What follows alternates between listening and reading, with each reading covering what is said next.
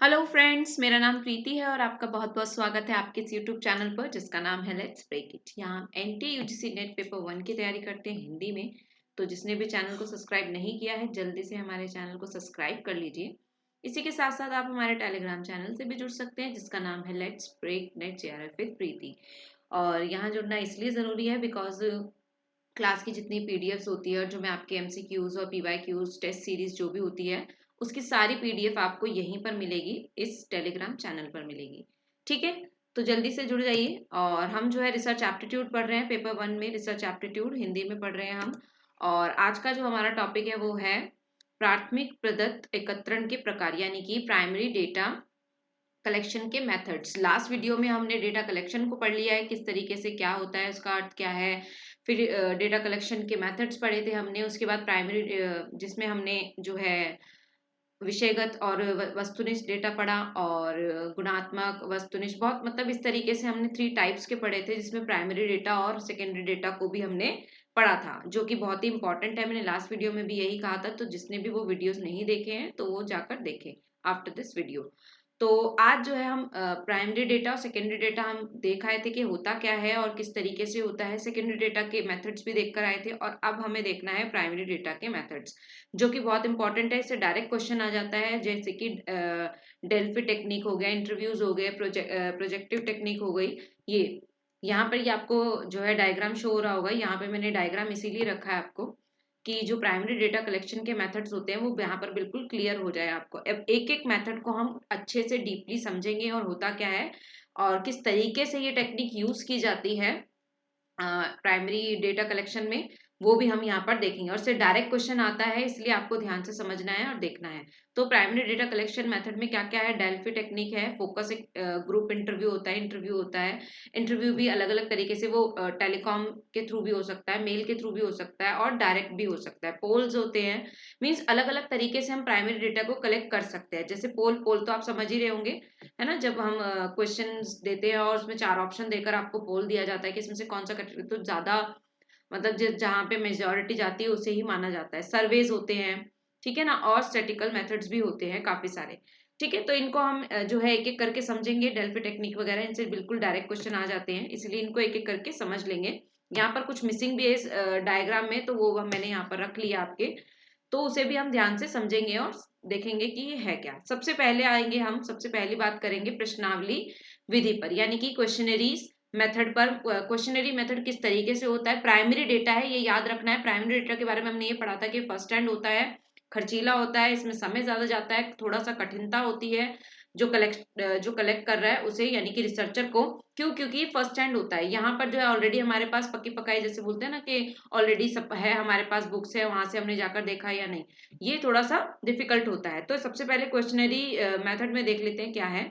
यह एक सबसे प्रत्यक्ष तरीका है, सॉरी, यह एक सबसे प्रत्यक्ष तरीका है प्रदत्त एकत्र करने का। ठीक है ना, सबसे ज्यादा क्या बोल रहे हैं, प्रत्यक्ष, यानी कि सही तरीका है, क्योंकि हमारे पास क्वेश्चंस होते हैं, उनके आंसर्स हमारे पास डायरेक्ट लिखे जाते हैं। यह ओपन एंडेड और क्लोज एंडेड दोनों हो सकता है। अब ओपन एंडेड और क्लोज एंडेड क्या होता है भाई? ओपन एंडेड का मतलब ये है कि क्वेश्चन कहीं पे जरूरी नहीं है कि क्वेश्चन की एक सूची यानी कि लिस्ट तैयार की जाए कि वही वही क्वेश्चन पूछे जाएंगे, जैसे कि इंटरव्यूज में होता है ना। तो वो स्ट्रक्चर्ड भी होता है और अनस्ट्रक्चर्ड भी होता है। तो ओपन और क्लोज एंडेड हो सकता है, यानी कि या फिर जैसे कि मैंने बोला कि क्वेश्चन जरूरी नहीं है, डिपेंड करता है आंसर पर। ठीक है, एक तरीके से लिस्ट नहीं रेडी करी हुई है हमने, हम जो है डायरेक्ट क्वेश्चन टू आंसर कर रहे हैं। जो क्वेश्चन वहां से निकला आंसर सुनकर हमें जो क्वेश्चन माइंड में आया वो पूछना। ठीक है, एक तरीके से ये हो गया, तो ये ओपन एंडेड हो गया। ठीक है, दूसरा तरीका क्लोज एंडेड, यानी कि जो क्वेश्चन हमारी लिस्ट में सिर्फ वही क्वेश्चन हम कर सकते हैं, उसके अलावा बाहर कहीं इधर उधर नहीं जा सकते, तो ये होता है close ended. I hope open ended और क्लोज एंडेड क्लियर होगा आपको। इसे क्लियर करना जरूरी है क्योंकि आगे ये शब्द बार बार रिपीट होगा, तो आपको पता होना चाहिए कि ओपन एंडेड और क्लोज एंडेड होता क्या है। ठीक है, ओपन एंडेड मतलब कि ओपन का मतलब क्या होता है, खुला। ठीक है ना, खुले तौर पर, खुले तौर पर या खुले माइंड से हम क्वेश्चन कर रहे हैं, कोई ऐसे डिस्ट्रिक्शन नहीं है, कोई ऐसा डंडा नहीं है कि हमारे सर पे कि यही क्वेश्चन हमें पूछना है। नहीं, हम डायरेक्ट क्वेश्चन कुछ कर सकते हैं जो भी हमारे उस वक्त पे थॉट आएगा माइंड में। क्लोज एंडेड क्या है? क्लोज का मतलब बंद होना, तो बंद यानी कि एक लिस्ट हमारे पास है, सिर्फ उसी के अंदर हमें रहना है, उसके बाहर हम नहीं जा सकते हैं। ठीक है, क्लियर होगा आई होप। आगे बढ़ते हैं। अगली जो टेक्निक है हमारी, यानी अगली विधि होती है साक्षात्कार विधि, यानी कि इंटरव्यू मेथड। ठीक है, इंटरव्यू मेथड में क्या होता है भाई, इंटरव्यू मेथड में यह तरीका प्राथमिक प्रदत्त एकत्रण में सबसे ज्यादा प्रयोग किया जाता है। जाहिर सी बात है कि जब हम प्राथमिक यानी कि, और वो कहीं तो होगा नहीं, हमें जो है अगर हमें डेटा कलेक्ट करना है यानी कि आंकड़े कुछ इकट्ठा करने हैं, तो जैसे मैं बार बार एग्जांपल लेती हूँ कि कोई घटना हुई है उसके बारे में हमें जानना है, तो हमें क्या करना होगा, डायरेक्ट जाके वहां पर बात करनी होगी लोगों से, वहां उस वक्त जो मौजूद थे लोग उनसे। तो वो कैसे हो सकता है, इंटरव्यू के थ्रू हो सकता है। इंटरव्यू का मतलब साक्षात्कार होता है, जो कि हम डायरेक्ट उनसे जाकर अपना जो भी हमारे माइंड में उस इंसिडेंट को लेकर जो भी थॉट्स आएंगे, जो भी क्वेश्चंस आएंगे, हम उनसे पूछे डायरेक्ट इंटरव्यू के माध्यम से। ठीक है, यह व्यक्तिगत भी हो सकता है, यानी कि पर्सन टू पर्सन भी हो सकता है। ठीक है ना, मतलब कि क्या, फेस टू फेस जाकर, हम जाकर खुद से बात कर रहे हैं। टेलीफोनिक भी हो सकता है, यानी कि फोन पर हम बात कर सकते हैं। मेल के थ्रू भी हम अपने क्वेश्चंस भेज सकते हैं कि भाई हमारा, हमने मान लीजिए किसी वहां पे कोई इंसिडेंट हुआ है उसके बारे में सुना, और वहां पर जो लोग मौजूद थे हमने क्या किया, उनको मेल कर दिया कि भाई क्या हुआ, कैसे हुआ, क्या नहीं हुआ, जो भी हमारे माइंड में क्वेश्चंस आए, तो मेल के थ्रू भी हम ये कर सकते हैं। मेल के माध्यम से भी हो सकता है। यह क्लोज एंडेड होता है। क्लोज एंडेड इसलिए होता है क्योंकि ये हम उसी पर, उस पॉइंट पर ही फोकस रखेगा, इधर उधर कहीं पे घूम नहीं सकता ना। जो इंसिडेंट हुआ है, जो बात हुई है, जो वारदात हुई है, वो वहीं पर फोकस रहेगा, इसलिए वो क्लोज एंडेड है, उसके अंदर बंद के रहेगा। ऐसे नहीं क्या दुर्घटना एक्सीडेंट की हुई है और आप पूछ रहे हैं वहां पर कैसा भाई क्या चल रहा था, क्या पार्टी हो रही थी, क्या हो रहा था, मतलब कुछ ऐसा नहीं पूछ सकते ना। जो वहां पर, जो चीजें वहां पर सीमित है, यानी जो उस पॉइंट से रिलेटेड चीज है, वही हम पूछ सकते हैं, इसीलिए ये क्लोज एंडेड होता है। याद रखना है। इंटरव्यू मेथड हमने देखा, इसके दो तीन तरीके हमने देखा कि ये क्या हो सकता है, फेस टू फेस भी हो सकता है, यानी कि व्यक्तिगत तौर पर भी हो सकता है, डायरेक्ट हम पूछ सकते हैं, और टेलीफोनिक भी हो सकता है, और मेल के थ्रू भी हो सकता है। यानी कि तीसरा हमने चीज क्या पढ़ी, कि मेल के थ्रू भी हो सकता है। ठीक है, तो याद रखना है, ये चीज आपको पूछ सकता है कि इंटरव्यू किस किस तरीके से हम ले सकते हैं। तो दो टेक्निक्स अब तक हमने देख ली है, क्वेश्चनरी मेथड और दूसरा इंटरव्यू मेथड, यानी कि साक्षात्कार विधि। आगे बढ़ते हैं और तीसरी टेक्निक पर आते हैं, बहुत इंपॉर्टेंट है, डेल्फी टेक्निक। क्या है ये टेक्निक? की स्पेलिंग यहाँ पे गड़बड़ हो गई है भाई, ठीक कर लेना, वाई, टी की जगह वाई हो गया है। यह पूर्वानुमान टेक्निक है। पूर्वानुमान का मतलब क्या होता है, पहले से अनुमान लगा लेना। ठीक है ना, कोई कुछ होने वाला है या कुछ हो चुकी घटना है, उसके आगे क्या होने वाला है, ठीक है ना, उसके लिए मतलब क्या, पूर्वानुमान लगा लेना, क्या प्रिडिक्ट करना एक तरीके से ना। पूर्वानुमान का मतलब क्या होता है, प्रिडिक्ट करना। प्रिडिक्ट मतलब भविष्य के बारे में भविष्यवाणी कर देना, एक तरीके से ये बोल सकते हैं। बहुत ही ईजी शब्दों में हम क्या कह सकते हैं, भविष्यवाणी। ठीक है, क्या प्रिडिक्ट करना, आगे के बारे में सोच के बता देना कि भाई हाँ हो सकता है अब ऐसा हो जाए, है ना। होते हैं ना ऐसे काफी दिमागदार लोग, ऐसे होते हैं जो आगे की चीजों के बारे में सोचकर बता देते हैं।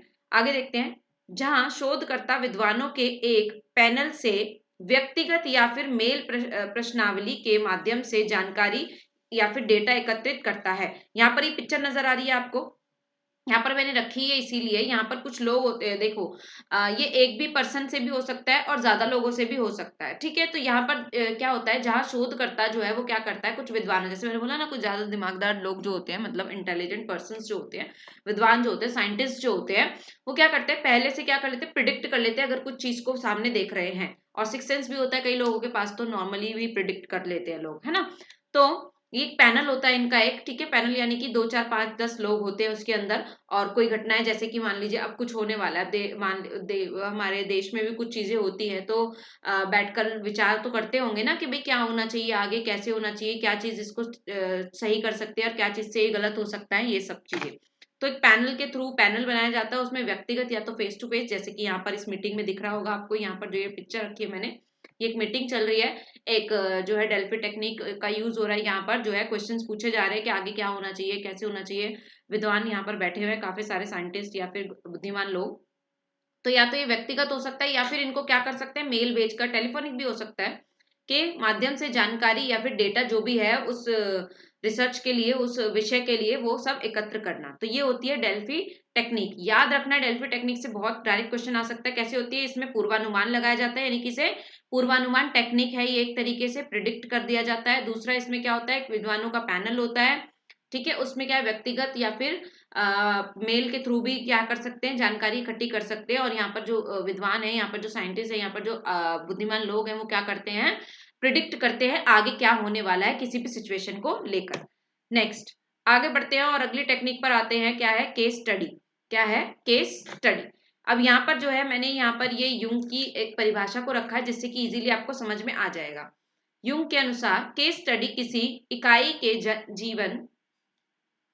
जीवन का नहीं, जीवन नहीं होना चाहिए, किसी की इकाई की होना चाहिए, ये इसे ठीक कर लीजिएगा।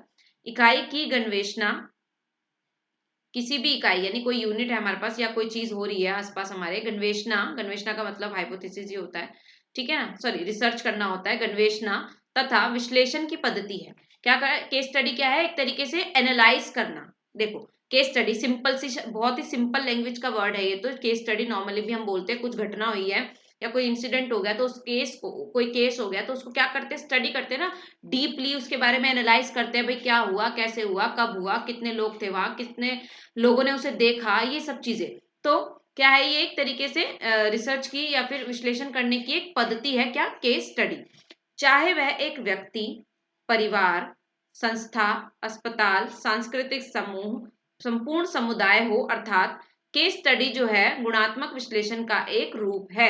तो क्या है गुणात्मक? पढ़ा था हमने गुणात्मक क्या होता है। गुणात्मक क्या है? क्वालिटेटिव। क्वालिटेटिव में क्या होता है? सब्जेक्टिव थॉट्स जो है बहुत इंपॉर्टेंट होते हैं। सब्जेक्टिव का मतलब हर एक पर्सन का थॉट बहुत इंपॉर्टेंट है, और मतलब कि उसके थॉट को क्या है हमारे रिसर्च के अंदर ऐड भी किया जाता है ना। तो गुणात्मक विश्लेषण का एक रूप है। क्यों? Case study. देखो केस स्टडी करेंगे तो हम क्या करेंगे, वहां जाकर उनसे बातचीत करेंगे, जो भी लोग हैं उस घटना से जुड़े हुए लोग हैं उनसे बात करेंगे, उनसे पूछेंगे, तो ये क्या होगा, क्वालिटेटिव रिसर्च के उसके अंदर आ जाएगी। क्यों? क्योंकि वहां पर जो है वो लोग है, उनका थॉट बहुत जरूरी है, उनका जो सब्जेक्टिवली वो क्या कहना चाह रहे हैं, यानी कि सब्जेक्टिव तौर पर उनका थॉट जानना बहुत ही जरूरी है। ये क्वांटिटेटिव नहीं हो सकता है। क्यों? क्योंकि क्वांटिटेटिव में क्या होते हैं, नंबर्स होते हैं, वहां पर जो है सब्जेक्टिव की बात नहीं हो रही होती है, ठीक है ना, सब्जेक्टिव की बात नहीं हो रही। तो सब्जेक्टिव में क्या होता है कि हर एक पर्सन का थॉट जो है वो जरूरी है, इसलिए ये क्वालिटेटिव रिसर्च के अंदर क्वालिटेटिव विश्लेषण यानी कि गुणात्मक विश्लेषण का एक रूप है, जिसमें किसी व्यक्ति, परिस्थिति या संस्था का बहुत सावधानी तथा पूर्णता के साथ अवलोकन किया जाता है। क्या होता है कि किसी संस्था या फिर किसी मतलब क्या बोलते हैं, परिस्थिति या फिर व्यक्ति, किसी व्यक्ति, परिस्थिति या संस्था का जो है पूर्णता से क्या किया जाता है, विश्लेषण किया जाता है। ये डेप्थ हो सकती है, इन डेप्थ स्टडी की जाती है। देखो केस स्टडी के अंदर क्या क्या चीजें नोट पॉइंट है या कि की पॉइंट्स है कि यहाँ पर केस स्टडी जो है वो क्या किया जाता है, इन डेप्थ किया जाता है, अच्छे से उसकी छानबीन की जाती है, रिसर्च किया जाता है कि क्या चीज कैसे हुई है, कैसे नहीं हुई है। इसीलिए इसे किस में रखा जा रहा है, क्वालिटेटिव में रखा जा रहा है। सब्जेक्टिव तौर पर क्या है, जाकर इसको जो है समझा और देखा और जाना जाता है, ठीक है। जिसमें किसी व्यक्ति, परिस्थिति या संस्था का बहुत सावधानी से यानी कि बहुत ही डेप्थ स्टडी की जाती है। ये याद रखना है आपको, किसके अंतर्गत, केस स्टडी के अंतर्गत। अब यहाँ पर ये मैंने एक जीआईएफ रखा है जिससे आपको समझ में आएगा इन डेप्थ स्टडी। देखो यहाँ पर कोई भी एक इन्होंने क्वेश्चनरी बना ली है, ठीक है। अब उसके अंदर अलग अलग तरीके से बहुत सारी क्वेश्चनरी बना ली है, उसको सर्च करना है कि किस तरीके से कॉन्टेक्ट, मान लीजिए यहाँ पर एक मेरे को तो जहां तक समझ में आ रहा है कि यहाँ पर किसी कॉन्टेक्ट के बारे में बात हो रही है, ठीक है ना। कॉन्टेक्ट किस तरीके से आगे काम आएंगे हमारे और क्या है, मान लीजिए कोई कॉन्टेक्ट है आपके फोन में या किसी जगह हमारे पास है, तो उनको किस तरीके से देखा जाए, समझा जाए कि किसके हैं, क्या है, इन डेप्थ उसके ऊपर स्टडी करना, ठीक है। तो ये एक ऐसे ही मैंने एक जीआईएफ रखा है यहाँ पर, ताकि आपको इन चीजों के बारे में समझ में आए कि क्या है। परिभाषा तो हम कर ही रहे, साथ साथ आपको ये पिक्चर से भी समझ में आ जाए। अगला है अवलोकन विधि यानी कि ऑब्जर्वेशन मेथड। क्या है? Observation method. इसमें प्रतिवादियों के साक्षात्कार के बिना क्या होता है, ऑब्जर्वेशन क्या है, ऑब्जर्वेशन के नाम से समझ में आ रहा होगा आपको, क्या करते हैं, ऑब्जर्व किया जाता है यहाँ पर। तो प्रतिवादियों यानी कि जो जिनका हम साक्षात्कार ले रहे हैं, प्रतिवादियों के साक्षात्कार के बिना जांचकर्ता के स्वयं के अवलोकन, यानी कि वहां पर उन्हें किसी पर्सन की जरूरत नहीं है कि वो जाकर किसी से पूछे। जो जांच करता है यानी कि जो शोध करता है या जो रिसर्चर है वो खुद ही जो है क्या करेगा, जांचकर्ता के स्वयं के अवलोकन के माध्यम से जानकारी जो है वो स्वयं उसको ऑब्जर्व करेगा, उस सिचुएशन को ऑब्जर्व करेगा, देखेगा, अवलोकन करेगा उसका, जो कि रिसर्चर है या फिर जो जांच करता है, माध्यम से जानकारी एकत्रित की जाती है और प्राप्त जानकारी वर्तमान घटनाओं से संबंधित होती है। जाहिर सी बात है कि ऑब्जर्व कर रहा है जो भी पर्सन है, वो उसके सामने वो घटना हो रही होगी ना, तो प्रेजेंट में बात हो रही होती है। यह विधि बहुत ही खर्चीली होती है, ये तो सोचने वाली बात है कि अगर आप खुद से जाकर कोई चीज को ऑब्जर्व कर रहे हैं या देख रहे हैं, कोई ऐसी घटना हो रही है आपके सामने, तो आपको खुद से जाना भी पड़ेगा, उसको टाइम भी देना पड़ेगा और उसके अंदर जो है आपको पैसा भी खर्च करना पड़ेगा। और इसी के साथ साथ इसमें सीमित जानकारी ही एकत्रित की जाती है। क्यों? क्योंकि वो जो चीजें सामने हो रही है उसको एक ही पर्सन ऑब्जर्व कर रहा है ना।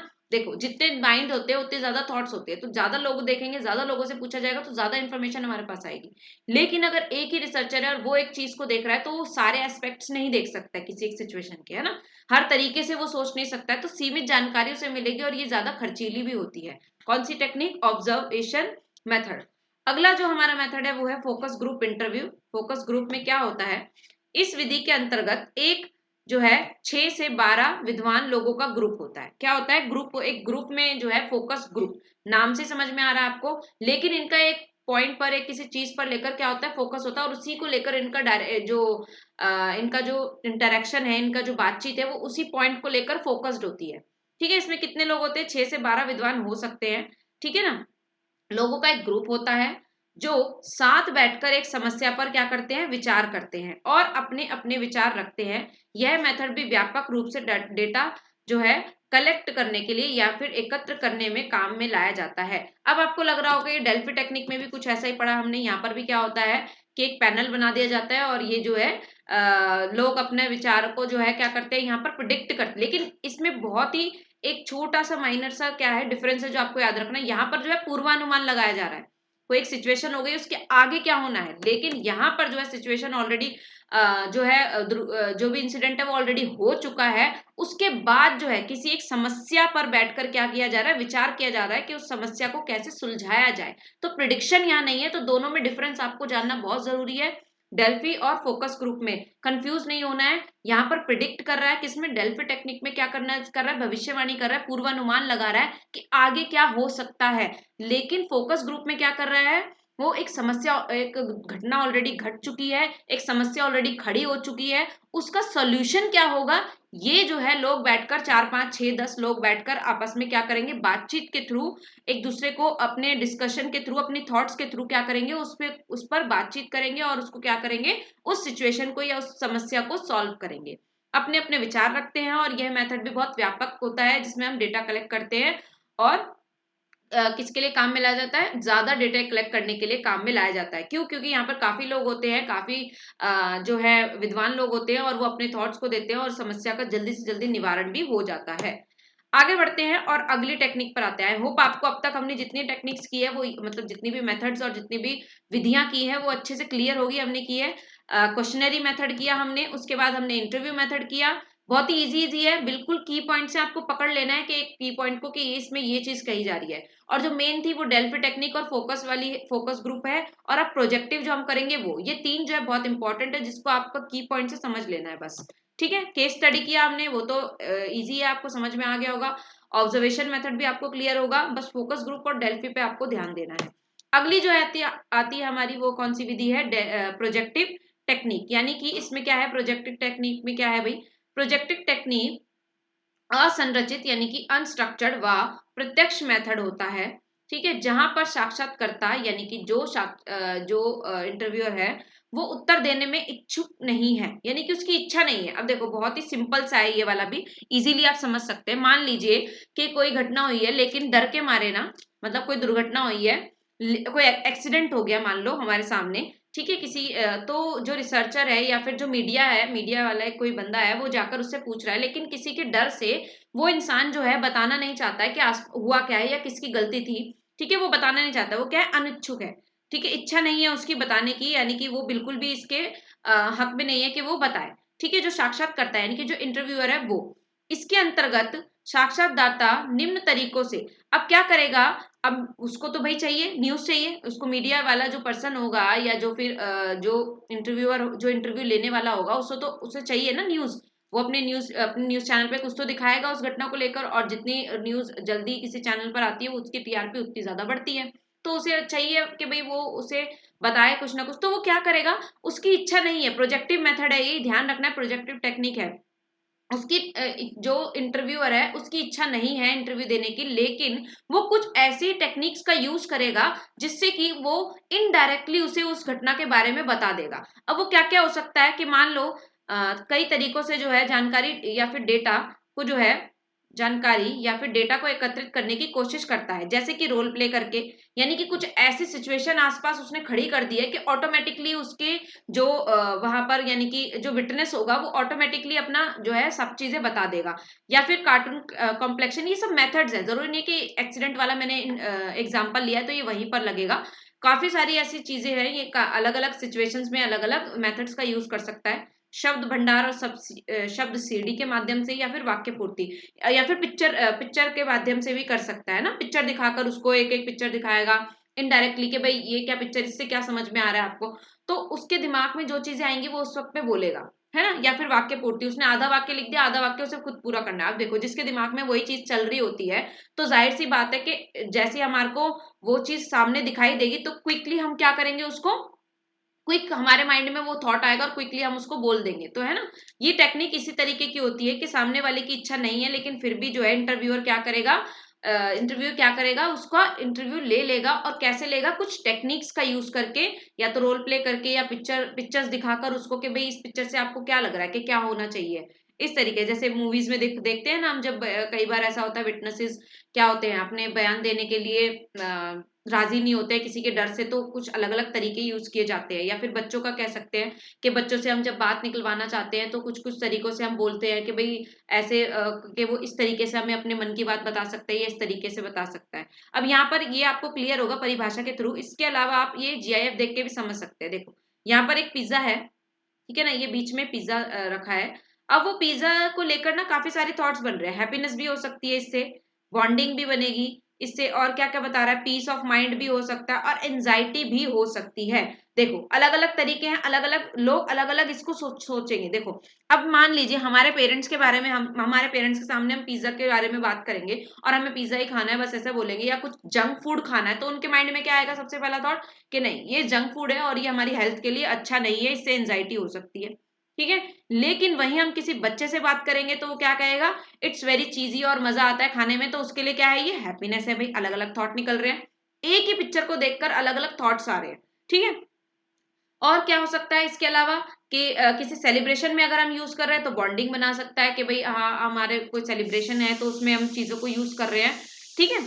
तो उसके अलावा पीस ऑफ माइंड कैसे हो सकता है भाई, तो क्या है, ये होम डिलीवरी के थ्रू, यानी कि हमें कहीं जाने की जरूरत नहीं है, तो हमने एक पिक्चर दिखाई और उसके थ्रू काफी सारी चीजें हमारे माइंड में, अलग अलग लोगों के अलग अलग थॉट्स हमारे पास जो है सामने आ गए, जो भी उन लोगों के माइंड में थॉट होते हैं, ठीक है। तो ये थी हमारी प्रोजेक्टिव मेथड। अगला जो मेथड है वो है सर्वेक्षण विधि, यानी कि सर्वे मेथड।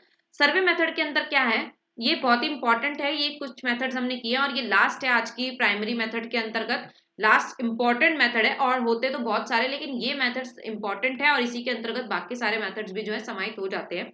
अगला है सर्वे मेथड।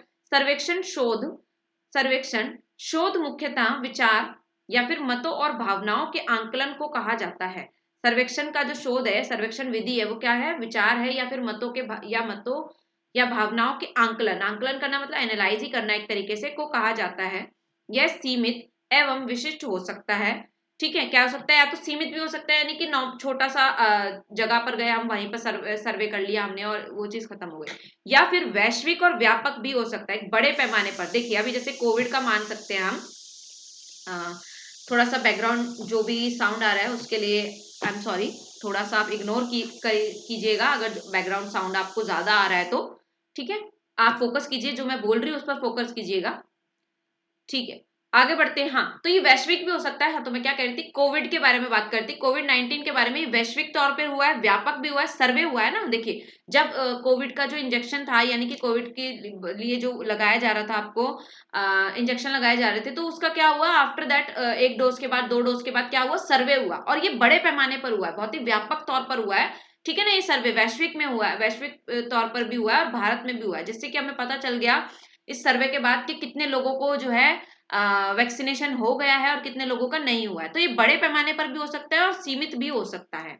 आगे, मानव विषयों के अनुसंधान में एक सर्वेक्षण लोगों के एक विशेष समूह से विशिष्ट डेटा निकालने के उद्देश्य से प्रश्नों की सूची है। ठीक है, जैसे कि मैंने बोला ना कि हम एक लिस्ट भी बना सकते हैं, उसके थ्रू भी हम सर्वे कर सकते हैं, जैसे कि मूवीज के ऊपर सर्वेज होते हैं, आसपास की सफाई के ऊपर सर्वे, क्लीनिनेस और क्लीनिनेस के ऊपर होता है, कोविड के ऊपर हुआ है, ऐसे बहुत सारी चीजें जिसमें हम एक क्वेश्चनरी भी बना लेते हैं, एक लिस्ट बना ली हमने, वही क्वेश्चन हम बार बार लोगों से पूछ रहे हैं कि भाई आपको क्या लग रहा है, आपको क्या लग रहा है। तो इस तरीके ये जो मेथड होता है ये क्या कहलाता है, ये सर्वे मेथड यानी कि सर्वेक्षण विधि कहलाती है। इसके अंतर्गत शोध के अभिकल्प को कठोर होना चाहिए। इसमें एक पॉइंट को प्लस कर सकते हैं आप, इस पॉइंट को आपको याद रखना है कि ये जो है इसके अंतर्गत क्या होता है भाई, इसके अंतर्गत जो हमारी अभिकल्प है, शोध का जो अभिकल्प है, जो हमारा डिजाइन है, रिसर्च का डिजाइन है, वो कैसा होना चाहिए, कठोर होना चाहिए। ऐसा नहीं कि हमने जो लिस्ट बनाई है क्वेश्चंस की वो अकॉर्डिंगली सिचुएशन के अकॉर्डिंग हम चेंज कर ले या कुछ तरीके से ऐसे बदल दे। तो कैसा होना चाहिए, वो डिजाइन कठोर होना चाहिए, लचीला नहीं होना चाहिए कि उसमें जब मर्जी हम क्या कर ले, चेंजेस कर ले। तो ऐसा नहीं होना चाहिए। तो आई होप आपको सारे मेथड्स क्लियर होंगे। फिर भी अगर कोई डाउट आता है तो यू कैन मैसेज मी, मतलब आप मुझे जो है यहाँ पर कमेंट बॉक्स में भी बता सकते हैं, या फिर अपना जो है मैसेज आप मुझे जो टेलीग्राम पर भी बता सकते हैं। तो अगर कोई भी दिक्कत आती है तो आप मुझे बता सकते हैं। और मैं फिर से कहूंगी, अगर वीडियो अच्छी लगती है तो आप इसे लाइक और शेयर जरूर किया कीजिए। और मुझे अच्छा लगा, कल की वीडियो आप लोगों को पसंद आई। कल जो है हमने 30 मोस्ट इंपॉर्टेंट क्वेश्चंस किए थे पेपर 1 के, उसमें मैंने सारी यूनिट्स को कवर किया है। और मुझे अच्छा लगा कि आपको जो है अच्छी लगी, और वीडियो अच्छी लगी और क्वेश्चंस भी अच्छे लगे होंगे। अगर आप चाहते हैं कि आगे ऐसी वीडियोस और हम करें, मतलब और ज्यादा हम क्वेश्चंस लाएं, तो आप मुझे अपने कमेंट के थ्रू जरूर बताइए कि अगर आप कहेंगे तो मैं जरूर आगे हफ्ते में या फिर 1 वीक में या 10 डेज में हम ऐसी प्रैक्टिस करते रहा करेंगे। ठीक है, और जो है इसी तरीके से हमारी जो है प्रैक्टिस चलती रहेगी।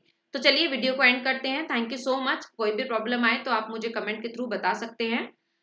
Thank you so much and take care.